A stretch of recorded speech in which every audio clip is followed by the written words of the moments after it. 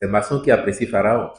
Le chemin qui est fait, qui est aujourd'hui apprécié largement par les Béninois, par les observateurs étrangers, le président Talon lui-même, il a l'habitude de dire que ce n'est pas encore grand-chose par rapport à tout ce dont nous avons besoin. Mais que le président Soglo, qui a eu la réputation d'être maçon parce que aux premières années du renouveau démocratique, c'est lui qui était en responsabilité et on a vu les chantiers qu'il a engagés. Il apprécie aujourd'hui la dynamique de développement en cours avec les projets majestueux, je dirais pharaoniques en cours.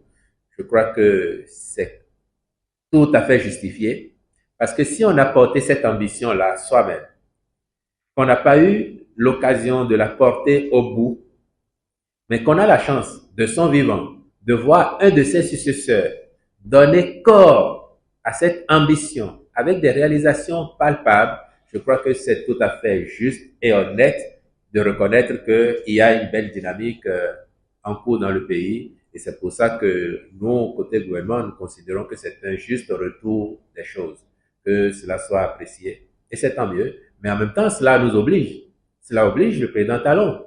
Sur les 13 mois qui nous séparent de la fin de son second quinquennat, cela nous oblige à ne pas dormir sur nos lauriers, à faire en sorte que les projets qui sont en cours puissent s'achever dans les délais, ceux qui doivent commencer le soir, mais avec la même détermination, avec la même ambition de faire bien, beau et grand pour le Bénin. C'est comme le nez au milieu du visage, toutes les réalisations que le président Soglo visite. Que l'on parle du marché de gros à Calavi, que l'on parle de l'hôpital de référence, le centre hospitalier international de Calavi, que l'on parle maintenant de l'autoroute Semekoji-Porto Novo, que l'on parle du siège de l'Assemblée nationale et quelle autre réalisation encore, tout cela est tout à fait visible, structurant pour l'économie de notre pays et je crois que ça devrait sauter à l'œil de tout le monde, y compris ceux qui sont de mauvaise foi et qui considèrent que rien ne se fait de bien ou de grand dans le pays.